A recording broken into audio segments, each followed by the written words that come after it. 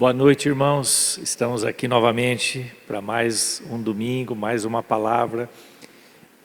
Nós estamos ainda nesse momento de transição e esperamos em breve voltar com o culto presencial, mas estamos com prudência, amém? Eu espero que você tenha compreensão, que você tenha paciência e vamos esperar, não é? Em Deus o momento certo, estamos orando sobre isso. E assim que tivermos uma decisão, uma posição, nós vamos avisar os irmãos. Tá bom? Então, por favor, esteja orando por nós, pelos pastores da igreja local, não é? Esteja orando pelos líderes, esteja orando pela nossa cidade, por Lucélia, por toda essa região, pelo estado de São Paulo, pelo Brasil e pelo mundo. Nós precisamos, nesses dias, buscar a Deus, orar ao Senhor, pedir a misericórdia dEle, pedir que Ele nos fale, para que nós possamos entender qual o propósito de tudo isso, aonde Ele quer nos levar como indivíduos, onde Ele quer nos levar como igreja local, como igreja na face da terra. Então, são dias em que você deve se dedicar a refletir, a orar, a buscar ao Senhor. Eu espero que você esteja fazendo isso, meditando na palavra, meditando no Senhor, amém? São dias, embora sejam dias que nós estejamos mais recolhidos, mas às vezes é importante aproveitarmos esse tempo para ter um tempo de solitude, não é? É aquela solidão positiva, aquele momento que você retira, sai do meio do tumulto e vai buscar o Senhor. Então, faça isso, mesmo que nós estejamos tendo que fazer isso até contra a vontade, mas aproveite esse tempo, não é? Para ficar mais a sós com o Senhor, para ficar mais com sua família, não é? Aproveite, não é? Deus pode transformar todas as coisas em bênção, não é? Então, até um tempo assim, eu creio que pode ser bênção na mão do Senhor, amém? Nós temos vontade de estar com os irmãos, né? Temos aquela saudade dos irmãos, de abraçar, de conversar, de ter um tempo juntos, mas precisamos ter prudência e paciência, amém? Então, eu quero agora te convidar a orar, pedir que você dê a mão para a pessoa que está com você na sua casa. Vamos invocar a presença do Senhor sobre nós. Senhor Jesus, nós invocamos o Teu nome nesta noite, pedimos que o Senhor venha com o Teu Espírito Santo nos direcionar na Tua palavra, abençoar, abrir nossos ouvidos, abrir nossos olhos, para que nós entendamos o que o Senhor quer de nós, como igreja, como indivíduos, como cristãos.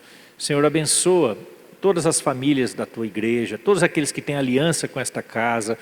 Abençoa, Pai, em nome de Jesus, gera saúde, gera vigor, gera ânimo, gera esperança, em nome do Senhor Jesus. Eu ministro agora a Tua bênção para todas as famílias, todos os jovens, adolescentes, crianças, todos idosos, todos que fazem parte desta igreja local.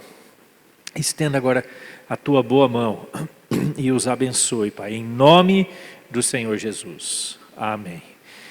Amém. Eu vou tirar a máscara. Estamos aqui novamente, Daniel e Rafaela, juntamente para gravar esse culto, agradecer a eles. Então, podemos ficar sem máscara agora, não temos problema nenhum. Eu gostaria de comunicar aos irmãos, fizemos essa semana, né, a irmã Vera e mais algumas irmãs levaram até a Santa Casa, até o postão de saúde, até o CIS, que é lá o lugar onde está sendo feita a vacinação, as sacolinhas, não é, que os irmãos ajudaram com cartinhas, com chocolates, uma série de itens, né? Nós pudemos então levar ali com o evangelho dos Gideões que nos doaram, não é? Gideões, eles nos doaram 450 evangelhos, nós utilizamos 400, vamos usar os outros oportunamente, e com folheto, com marcador de Bíblia, a sua cartinha, uma carta escrita em nome dos pastores da igreja, não é? Mandamos para eles agradecendo o trabalho que eles têm feito, dizendo que nós estamos orando por eles, né? Que eles podem contar conosco, contar com a equipe da capelania, não é? Então lembre de orar por cada profissional de saúde da cidade, pelos enfermeiros, auxiliares de enfermagem, pessoal administrativo da Santa Casa, médicos, todos aqueles que estão na linha de frente, ajudando a cuidar, né, de tantas pessoas que têm ficado enfermas, alguns infelizmente têm falecido, né, mas esteja orando pelos enfermos, mas também por aqueles que têm cuidado. Então vimos algumas postagens deles nas redes sociais, eu creio que foi uma gota de esperança, né, um refrigério diante de uma situação tão difícil, né?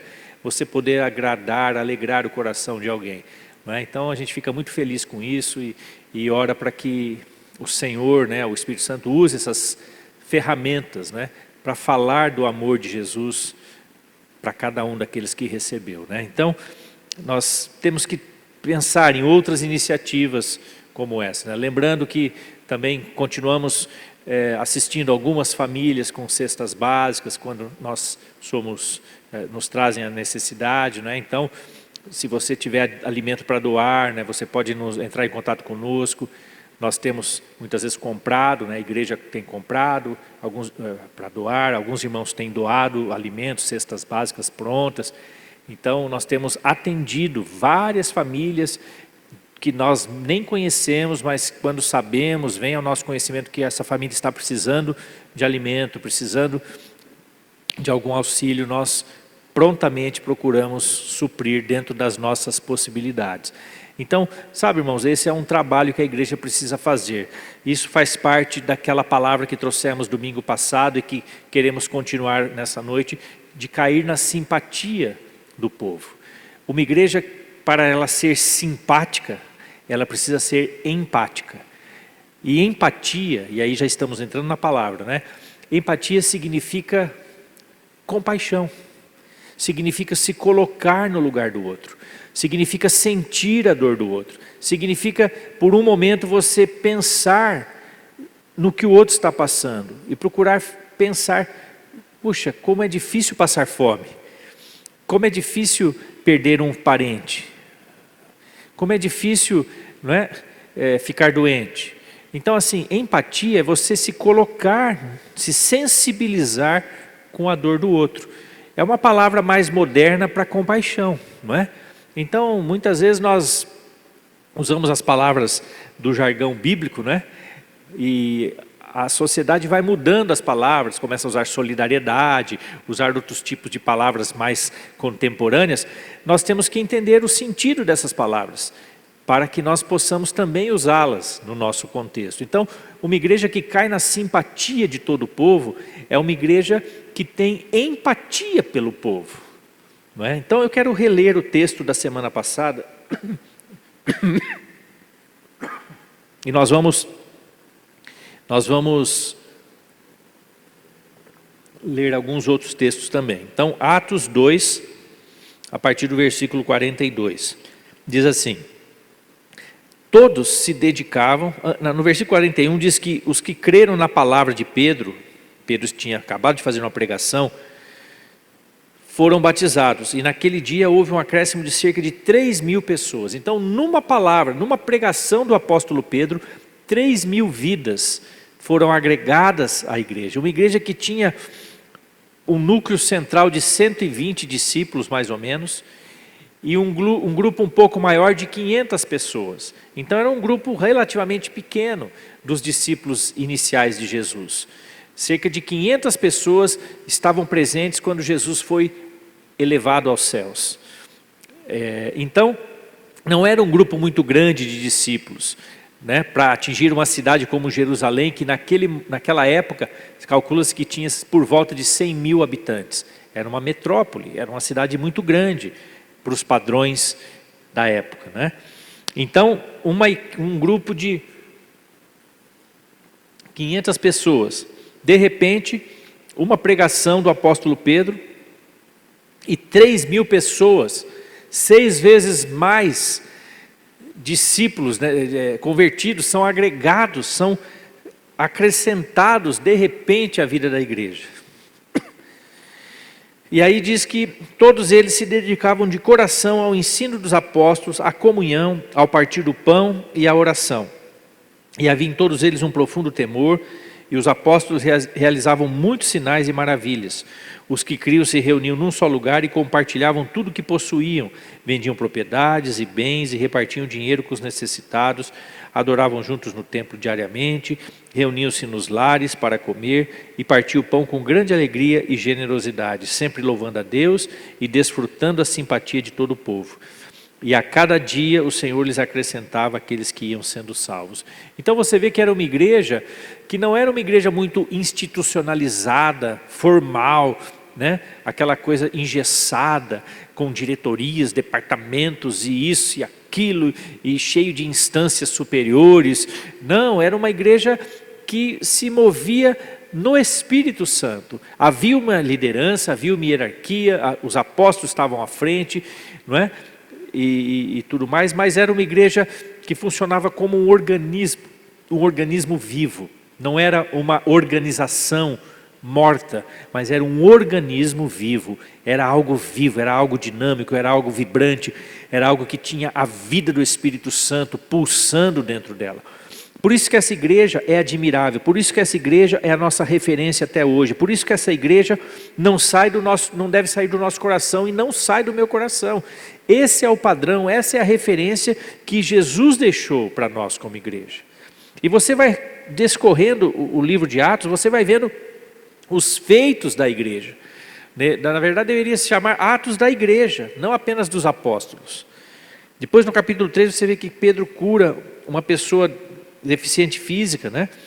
E aí ele prega novamente no templo, né? E aí mais um tanto de pessoas foi acrescentada à vida da igreja, não é? E você vai vendo que a igreja crescia e prevalecia, não é? Aqui no capítulo 4, vamos ler a partir do versículo 32. Dá um outro panorama da igreja. Todos os que creram estavam unidos em coração e mente.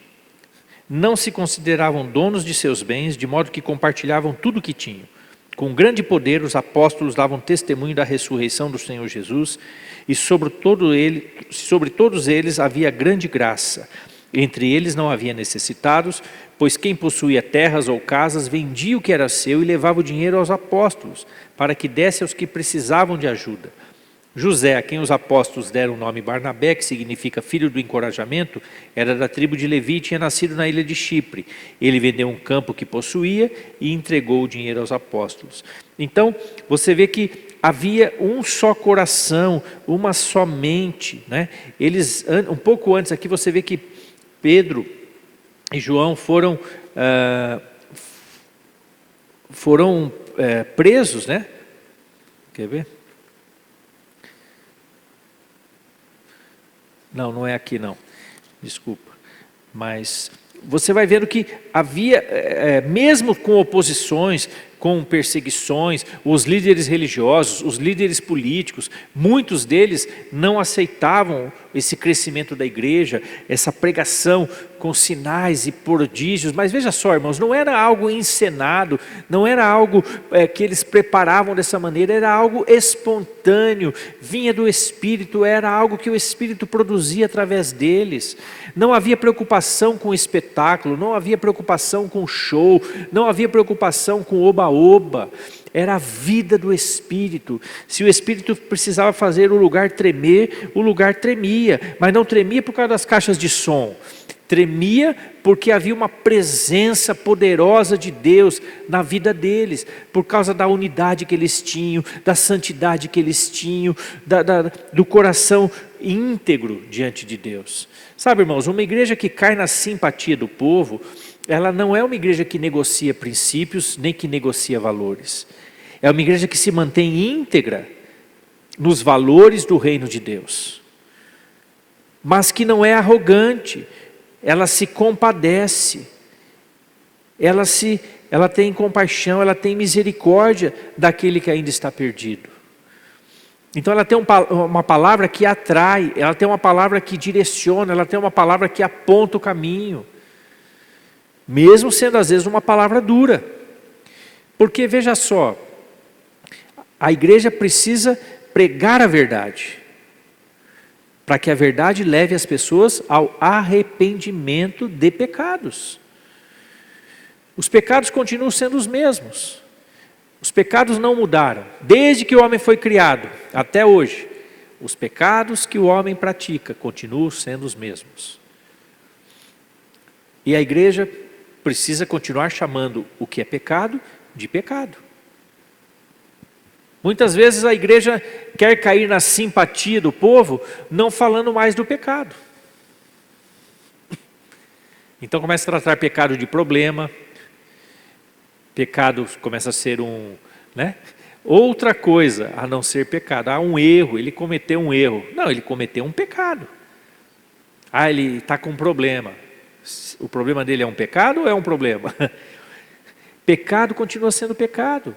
Agora, as pessoas que têm um coração para Deus, meus irmãos, elas ouvindo uma palavra dura, mesmo que seja dura, mas tem que ser falada com amor. Ela é dura porque fala a verdade. E a verdade tem que confrontar o ser humano consigo mesmo e com os seus erros, com os seus pecados. E quando ele é confrontado, mas com amor, com a verdade, se ele tem um coração para Deus, ele vai cair em si, ele vai se arrepender e vai se voltar para Jesus e, consequentemente, virar para a igreja. Não é? Eu queria ler aqui um outro texto que também fala.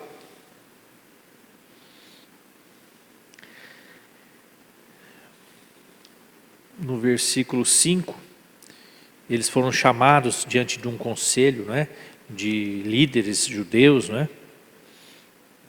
Que estavam se opondo a eles, e aí disseram para eles assim, que eles parassem de pregar em nome de Jesus. Aí Deus levanta um homem chamado Gamaliel, né?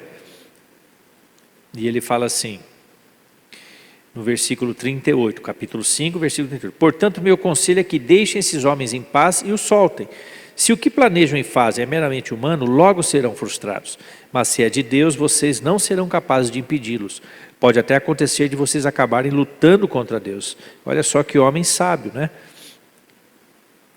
Os demais membros aceitaram o conselho de Gamaliel, chamaram os apóstolos e mandaram açoitá-los. Depois ordenaram que nunca mais falassem em nome de Jesus e por fim os soltaram. Quando os apóstolos saíram da reunião do conselho, estavam alegres, porque Deus os havia considerado dignos de sofrer humilhação pelo nome de Jesus.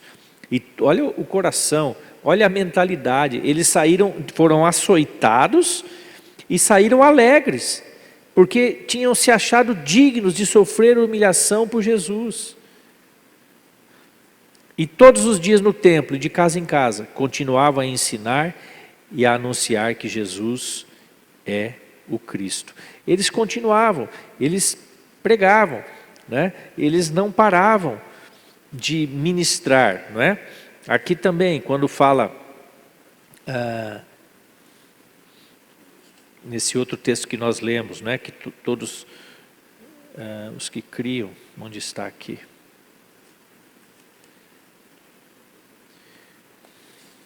Deixa eu encontrar aqui.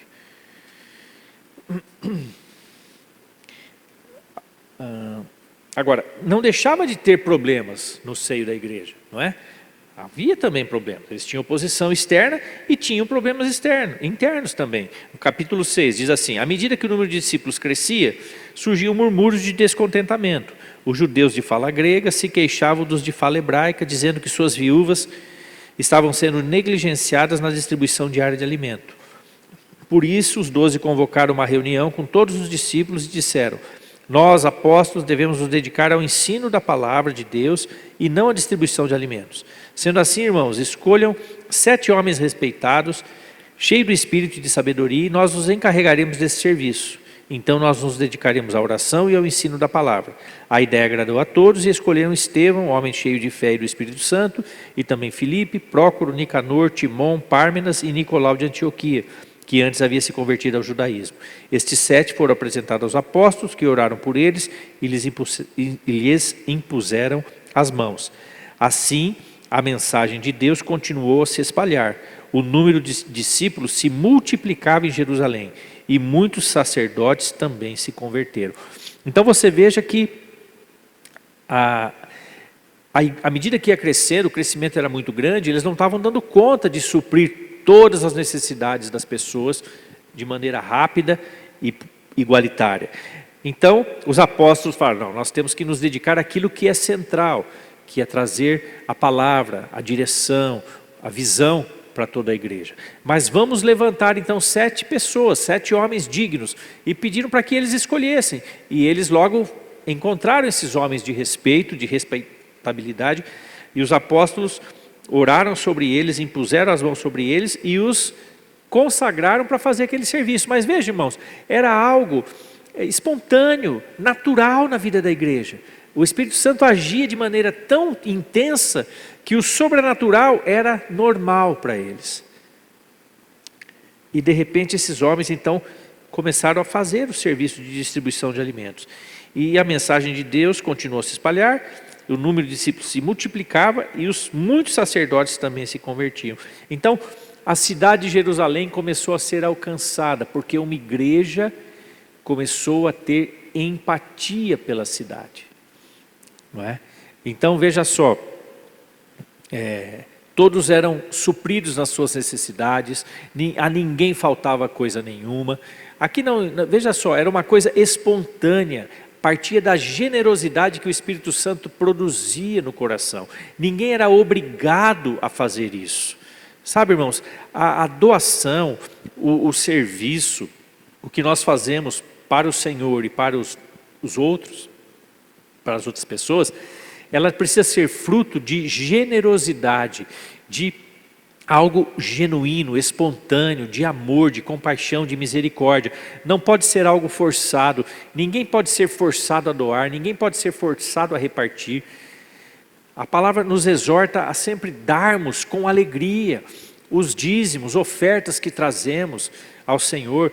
Não podem ser por obrigação, porque estamos pagando algo para Ele. Nós simplesmente estamos devolvendo 10%, né, daquilo que Ele nos tem dado. As ofertas, devolvendo algo com generosidade daquilo que Ele nos tem dado. Não pode ser obrigado, não pode ser forçado, não pode haver um controle humano sobre isso. Você tem que prestar contas para Deus e para o Espírito de Deus, o que é muito mais sério. Porque o homem você pode enganar. As pessoas você pode enganar. Às vezes, algumas pessoas, quando vêm de uma outra igreja, né, e veem que a gente não controla os dízimos, né, nós não checamos quem está dando dízimo, quem não está. Eu pergunto para a pessoa, falo, olha, mas adianta eu fazer isso? Ou o tesoureiro controlar? Eu sei que tem igrejas que até postam no mural o dízimo de cada um. Eu acho isso, assim, na minha visão, humilhante. É honra e glória para quem dá mais e humilhação para quem dá menos, né? Porque parece que aquele que dá mais, né? E o que dá pouco, porque ganha pouco, né? Sabe, irmãos, esse tipo de controle humano não funciona. Por quê? Porque eu falo, você vai, como eu vou controlar o teu dízimo? Você vai me trazer seu olerite? Tá, e se você não tem olerite? E o que você ganha por fora, de algum serviço que você faz aqui ali, ou uma doação que alguém te dá, alguma coisa que você ganha? Se você não prestar conta, se você não fizer isso diante de Deus, eu não tenho como controlar. Agora, eu não quero controlar, não é minha função como pastor controlar. Você precisa ter consciência diante de Deus do que você está fazendo. Porque Ele tem sido generoso contigo. Ele tem sido abençoador. Então você precisa fazer isso com alegria, com espontaneidade. E era assim com eles. Imagina, eles vendiam tudo, distribuíam tudo entre si. Ninguém tinha algo particular como o seu. Meu Deus, como a gente precisa caminhar nesse sentido, como a gente precisa avançar nesse sentido, né? Agora, vocês veem que teve o caso de Ananias e Safira no capítulo 5. Que eles tentaram mentir, enganar os apóstolos. Eles venderam um terreno e deram uma parte só. Colocaram aos pés dos apóstolos. E aí os dois morreram por uma ação do Espírito Santo. E o apóstolo Pedro diz para eles, o dinheiro era de vocês. Vocês não precisavam ter dado nada se vocês não quisessem dar. Mas por que vocês mentiram para nós e para o Espírito Santo? Porque eles queriam passar uma imagem, eles queriam viver de aparência. Isso é o fermento dos fariseus, meus irmãos, uma vida de hipocrisia, uma vida mentirosa, uma vida que engana, que quer viver de aparência e não de verdade, e não de essência. Eles queriam passar a imagem que eles também eram generosos, mas eles estavam retendo uma parte do valor. Eles podiam ter ficado com tudo, mas aí eles não iam aparecer diante da comunidade. Se eles tivessem guardado o dinheiro para eles, eles iam destoar do que a comunidade estava fazendo. E aí os dois morreram, né? Então você vê que a presença de Deus era tão intensa, que o pecado era julgado na hora. Isso tem que trazer temor ao nosso coração. Falta temor para a igreja hoje, falta reverência para a igreja hoje. A igreja que quer viver de aparência, meus irmãos, ela se torna uma igreja falsa, uma igreja arrogante, uma igreja que acusa e não que acolhe, uma igreja que aponta o dedo. Entenda bem o que eu quero dizer, nós temos que pregar a verdade para que as pessoas cheguem ao arrependimento. Ninguém vai se arrepender se você não falar com todas as letras que pecado é pecado, que Jesus é o único que nos salva e nos liberta do pecado. Mas isso tem que ser falado com muita graça e muito amor, com muita misericórdia.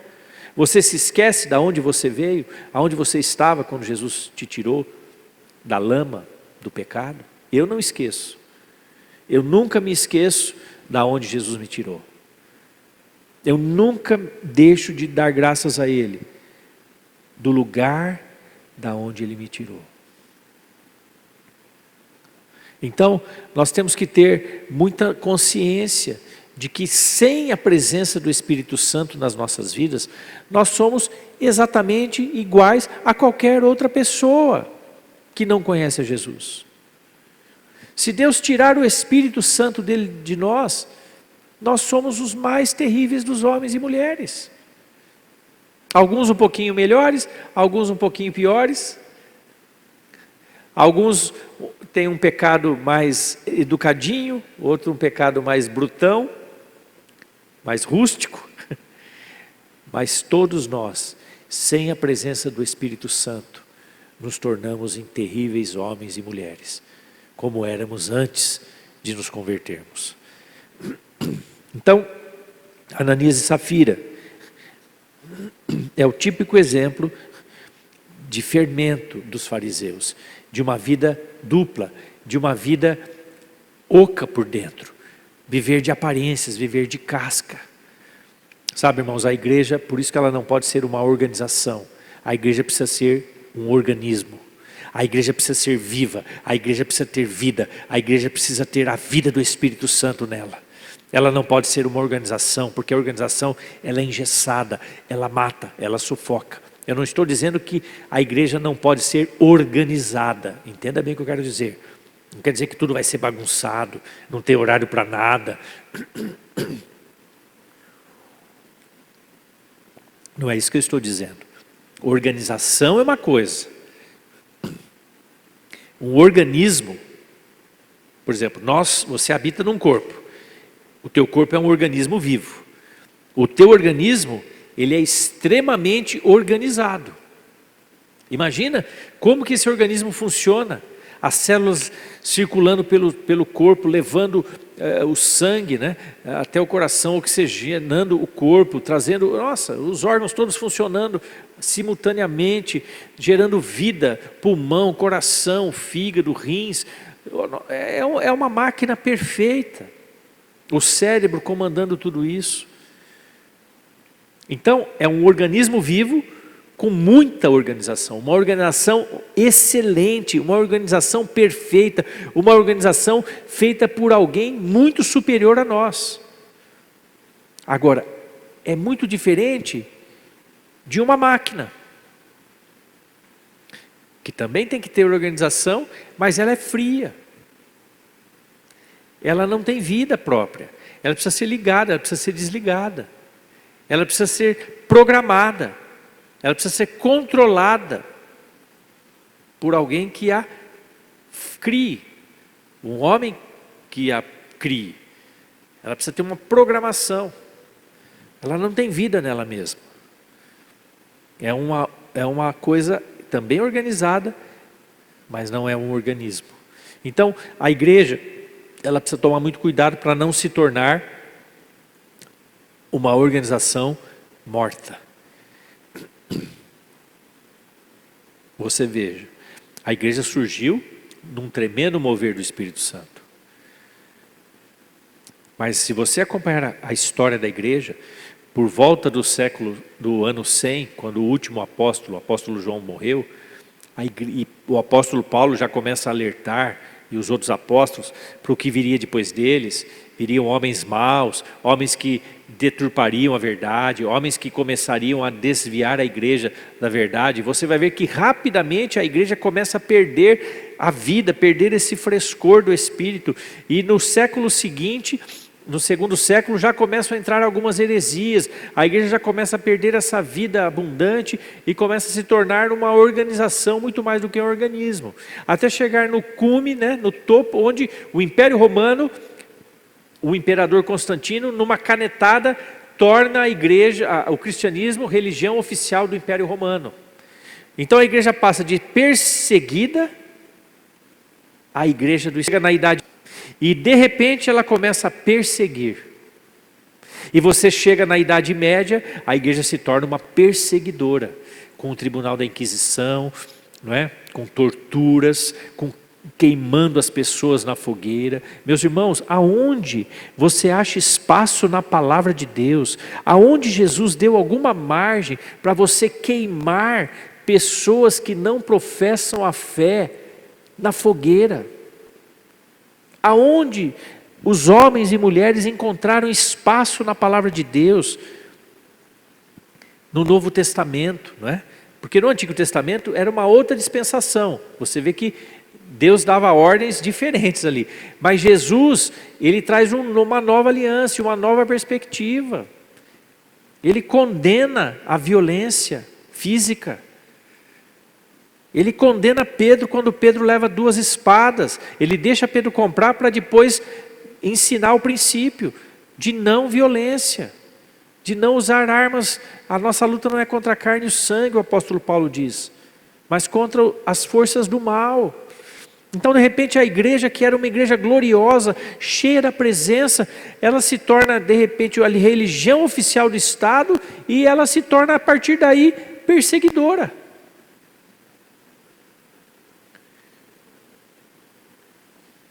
E aí você vê as cruzadas para retomar Jerusalém das mãos dos muçulmanos. Você vê que hoje os muçulmanos odeiam os cristãos, mas eles têm razões históricas para uma dose desse ódio, meus irmãos. Porque os cristãos foram até Jerusalém e mataram milhares de muçulmanos lá também. Várias cruzadas financiadas por reis europeus para retomar Jerusalém das mãos dos infiéis. Tem muitos filmes que mostram isso. Você pode ver, pesquisar e ler e assistir. Então, a intolerância religiosa, durante um período da história, também partiu dos cristãos. E nós precisamos tomar cuidado, porque a igreja, quando eu me converti na década de 80, início dos anos 80, em 82, a igreja evangélica era pequena, ela era simples, ela era pobre, ela era perseguida, ela não tinha grandes recursos, mas era uma igreja viva, vibrante, cheia da presença de Deus. E ela foi crescendo, e as pessoas foram se convertendo, e foram sendo acrescentadas à igreja, e ela foi se tornando grande, e forte, e vistosa, e cheia de recursos, e cheia de dinheiro, e com gravadoras, e com rádios, e com astros gospel, e com Mas será que isso trouxe santidade para a igreja? Será que isso trouxe a presença de Deus para a igreja? Será que isso trouxe os sinais e maravilhas produzidos pelo Espírito Santo na vida da igreja? Isso tem produzido santidade no meio da igreja? Quantos escândalos nós temos visto, meus irmãos? com homens e mulheres que se dizem cristãs e evangélicos. Uma igreja grande, mas que se tornou muitas vezes arrogante, que se acha sempre perseguida, mas que muitas vezes dá motivos para ser rejeitada pela sociedade. Eu não estou dizendo que o mundo vai nos amar, o mundo vai... A palavra diz que o mundo jaz no maligno, e que nós teríamos perseguições e seríamos afligidos aqui, e que deveríamos dar glória a Deus quando fôssemos perseguidos. Mas sermos perseguidos por Jesus, por amor à palavra de Deus, por amor a Jesus. Não perseguidos pelos erros que praticamos, não perseguidos pelas más obras que muitas vezes, muitas líderes fazem, praticam.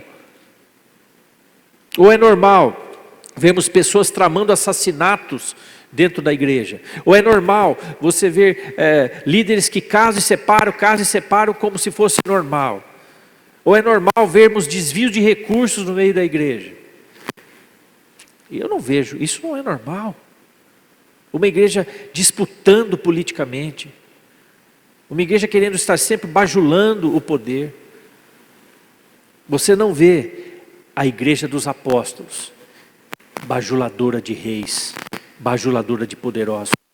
Pelo contrário, uma igreja que ficava feliz por terem sido considerados dignos de serem afligidos e de serem humilhados por amor a Jesus. Uma igreja que não revidava, uma igreja que dava outra face, meus irmãos. Quantos pastores estão dispostos a dar a outra face? Quantos líderes estão dispostos a dar a outra face? O que eu mais vejo é líderes reivindicando direitos na internet. O que eu mais vejo é líderes polemizando contra autoridades. Líderes questionando isso ou aquilo. Mas eu muito poucas vezes vi líderes confrontando o erro dos que estão governando face a face. Não de público. Quero ver confrontar, ao invés de bajular. Sabe, meus irmãos, nós temos que entender o tempo que estamos vivendo. Será que Deus está feliz com a igreja de hoje? Será que Deus está sorrindo para o que a igreja tem feito hoje? Eu fico pensando, será que essa pausa que Deus, por causa da pandemia, nos obrigou a termos, será que é porque Ele não estava um pouco cansado das nossas reuniões, dos nossos cultos? E eu não falo dos nossos só em particular, não. Estou falando no geral, amém? Na igreja de maneira geral. Eu fico pensando, por que os países mais afetados pela pandemia até agora, Brasil e Estados Unidos, são dois dos países com as igrejas maiores na face da terra. Os dois países que têm o maior número de cristãos, pelo menos na estatística, nos censos. Estados Unidos e depois Brasil. Declaradamente cristãos. São os países que mais têm sofrido. Eu fico pensando, será que Deus não está falando alguma coisa conosco? Será que Deus não quer que a gente se arrependa de algumas práticas? Será que o Espírito Santo não quer levar a igreja a um outro patamar? A um arrependimento que nos leve à santidade, que nos leve à presença de Deus? Tudo isso nós temos que aproveitar o tempo que estamos vivendo para colocar diante de Deus, para pesar o nosso coração, para entender o que Deus está querendo falar com a igreja. Eu não estou dizendo que é errado ser grande. Aqui diz que muitos iam se convertendo, iam sendo acrescentados à igreja. Jerusalém foi abalada pela presença de Deus, mas, meus irmãos, era uma igreja cheia da graça de Deus e que caía na simpatia do povo. Era uma igreja que tinha compaixão pelo povo. Não era uma igreja arrogante, era uma igreja humilde, como Jesus era.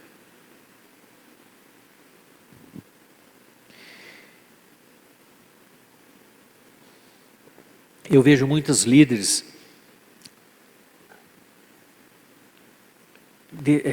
confrontarem pessoas com ira, ao invés de confrontarem o inimigo o diabo. A nossa luta não é contra pessoas, meus irmãos. Igrejas, quando foram perseguidas ao longo da história, elas cresceram. Na China, onde até hoje elas são ainda reprimidas, é um dos lugares onde ela mais cresce e cresceu. No Irã, na Coreia do Norte, lugares onde o cristianismo ainda é perseguido, a igreja cresce, a igreja é forte, a igreja é vibrante, a igreja tem mais presença de Deus.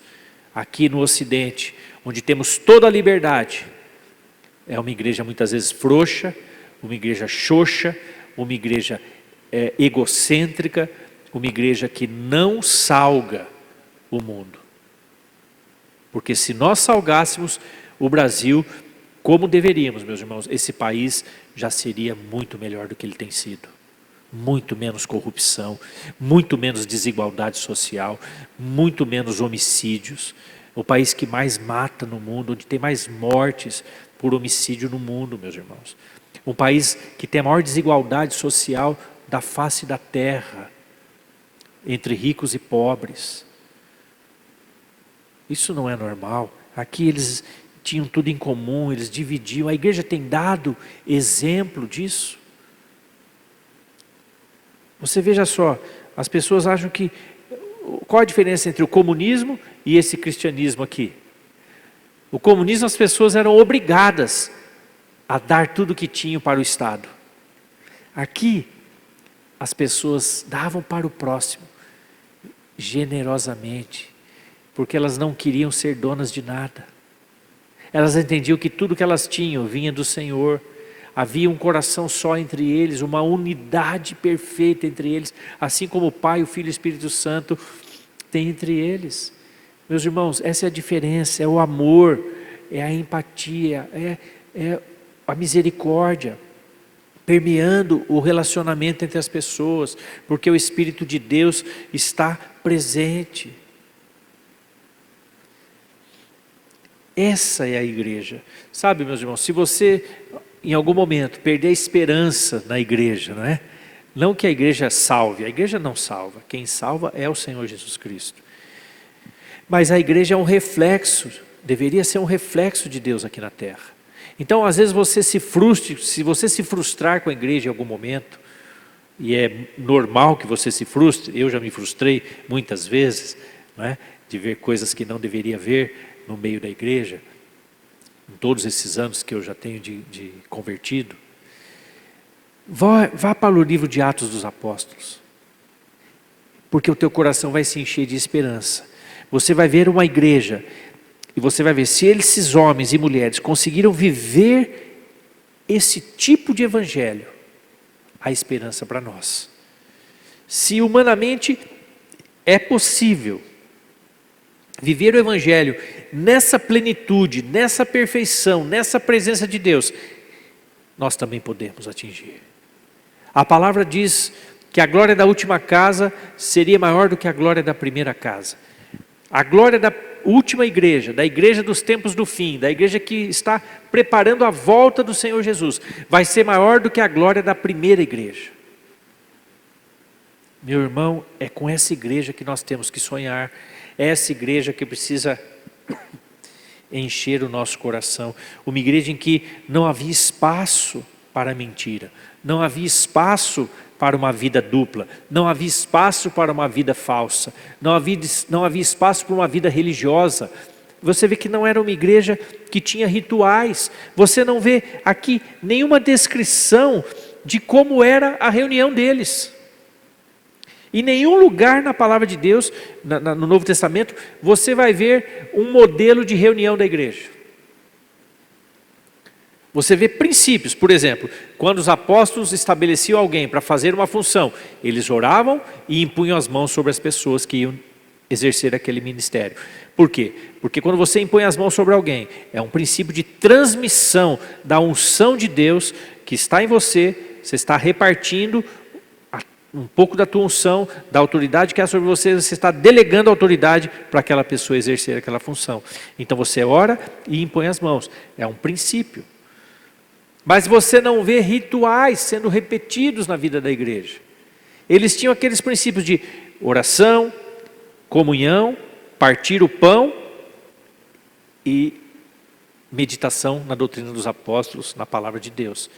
Princípios, mas não fala como eles faziam isso, não mostra como eram as reuniões deles, não fala que havia pregações, mas não fala que as reuniões deles eram apenas de pregações e louvor, como são as nossas hoje. Havia um mover, havia uma presença, uma turbulência do Espírito que movimentava as reuniões. Nós precisamos buscar esse tipo de presença, meus irmãos.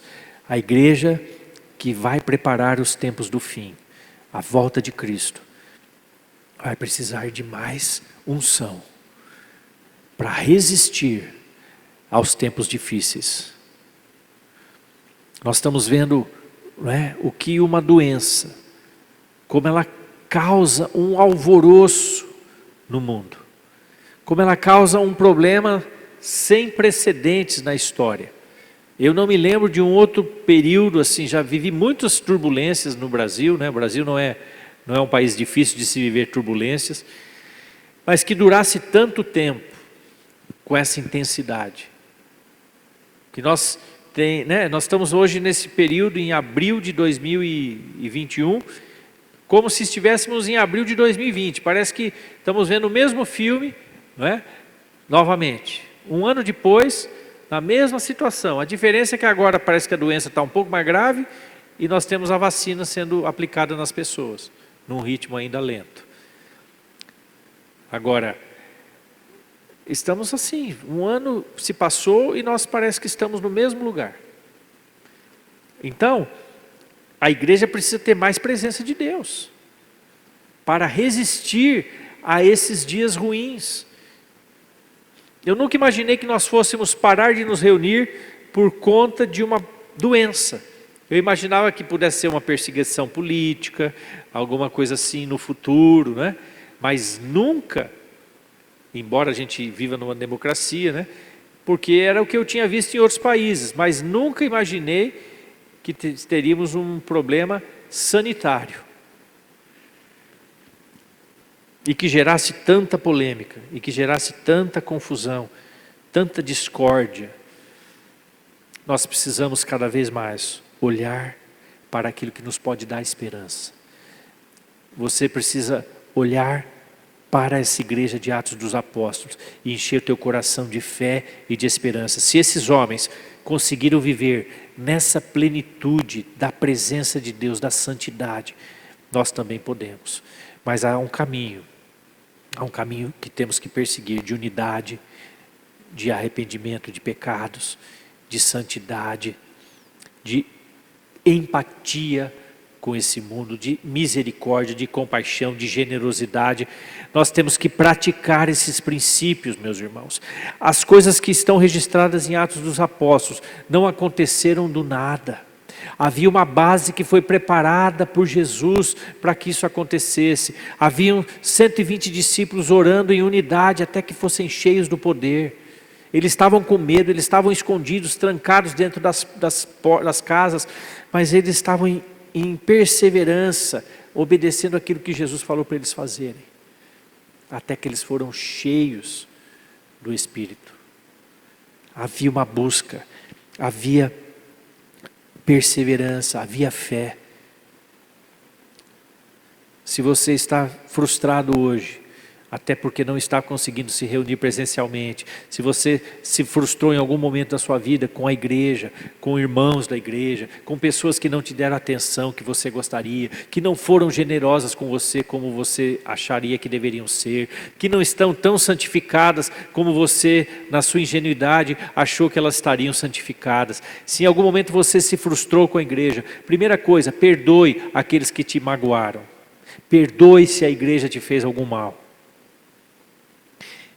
E olhe para essa igreja, a igreja de Atos dos Apóstolos.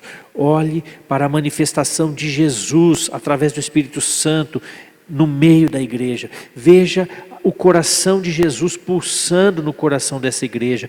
Veja a presença de Jesus na generosidade, na compaixão, no amor que eles tinham uns pelos outros. Identifique Jesus aqui. Você vai ver que essa igreja tinha as mesmas atitudes que Jesus tinha. Porque era o mesmo Espírito que estava em Jesus, agora estava na igreja. Sabe, irmãos, eu quando me frustro com alguma situação, né, ou porque o evangelho não avança na velocidade que eu gostaria, a igreja não é aquela igreja que eu gostaria, eu venho para Atos dos Apóstolos, para renovar a minha alegria, para renovar a minha esperança, para renovar a minha fé no projeto de Deus. Saiba que a igreja é o projeto de Deus. A igreja é a solução para o homem. É a solução de Deus. Veja só, você se converte através de Jesus. Ele é o autor e o consumador da sua fé. É Ele que te salva, é Ele que te livra do mal, é Ele que te resgata do pecado. Eu tive minha experiência antes de conhecer a igreja. A minha experiência primeiro foi com Jesus. Depois eu fui levado para a igreja, por uma amiga. Então eu tive minha experiência com Jesus primeiro. E depois fui acrescentado à igreja. Você vê que Deus ia acrescentando à igreja os que iam sendo salvos. A cada dia o Senhor lhes acrescentava aqueles que iam sendo salvos. A pessoa era salva, era acrescentada à igreja. Para que ela era acrescentada na igreja? Para que ela vinha fazer parte da igreja? Para que ela tivesse uma comunidade de irmãos, de discípulos, de pessoas que amavam Jesus da mesma maneira, para que a fé dela fosse alimentada, ela fosse fortalecida, ela fosse suprida nas suas necessidades emocionais, nas suas necessidades financeiras, nas suas necessidades espirituais. Então, é muito melhor você viver a sua fé de maneira conjunta. É muito melhor. Então, se em algum momento você se frustrou com a igreja, perdoe quem te frustrou, perdoe a igreja e olhe para essa igreja de Atos dos Apóstolos, porque é possível. Esse é o padrão da igreja que Jesus espera. É esse tipo de igreja que ele virá buscar. É com esse tipo de igreja que ele vai se casar. E a Bíblia garante que a glória da segunda casa, da última casa, vai ser maior do que a glória da primeira casa. Eu creio que nós estamos vivendo o último dia da semana de Deus. Não é? Estamos vivendo os últimos tempos. E eu creio que nesse tempo de muita oposição, de muita luta, de muita aflição sobre a terra, é um tempo que nós vamos precisar cada vez mais de uma fé renovada, de uma igreja forte. Mas veja só, não uma igreja enquanto organização, mas uma igreja enquanto organismo vivo. A igreja, ela precisa pulsar a presença de Deus, ela precisa vibrar a presença de Deus, ela precisa respirar a presença de Deus, ela precisa emanar a presença de Deus, ela precisa transpirar, transbordar a vida de Deus, o Espírito de Deus, a justiça de Deus, a santidade de Deus, o amor de Deus. Uma igreja que sabe dar a outra face, uma igreja que é mansa e humilde de coração, assim como Jesus foi manso e humilde de coração. Amém, irmãos? O meu desejo é esse, que você se inspire na igreja de Atos dos Apóstolos. Leia o livro de Atos, não é? Leia histórias de outros avivamentos ao longo da história. Você vai ver como eles são muito parecidos com o que aconteceu na igreja de Atos dos Apóstolos. Na nossa biblioteca nós temos vários livros que falam do avivamento da Rua Azusa, do avivamento no país de Gales, o avivamento na Argentina, vários avivamentos ao redor do mundo, ao longo da história. Você vai poder ver ali, tem várias literaturas, você pode inspirar, você pode fortalecer o teu coração. E vá para Atos dos Apóstolos e renove a tua esperança naquilo que Deus pode produzir na igreja dele. Amém? Eu convido você a orar agora. Vamos orar pela igreja também. Senhor, nós pedimos, Pai, que o Senhor venha produzir nesses tempos que estamos vivendo a mesma igreja que o Senhor produziu na época de Atos dos Apóstolos. Pai, uma igreja que tem mais compaixão, uma igreja que não é arrogante, uma igreja que é humilde e mansa de coração, uma igreja que não almeja poder, que não almeja dinheiro, que não almeja fama e sucesso, mas uma igreja que quer fazer a tua vontade, uma igreja que almeja estar a seu serviço, uma igreja que quer estar pronta para o casamento com o Senhor. Pai, perdoa os pecados da tua igreja na face da terra, aqui no Brasil. Senhor, perdoa os nossos pecados como igreja local. Pai, nós queremos estar no lugar que o Senhor tem para nós nesses dias. Senhor, abençoa a tua igreja local, abençoa todos aqueles que têm aliança com esta igreja local, abençoa cada um nas suas casas. Senhor, fortalece a saúde de cada um, supre as necessidades financeiras de cada um e supre cada um emocionalmente e espiritualmente, Pai. Essa é a nossa oração. Nós oramos no nome santo do Senhor Jesus Cristo. Amém e amém. Você tenha uma boa semana, meu irmão. Deus te abençoe e te guarde, em nome de Jesus. Tchau, tchau.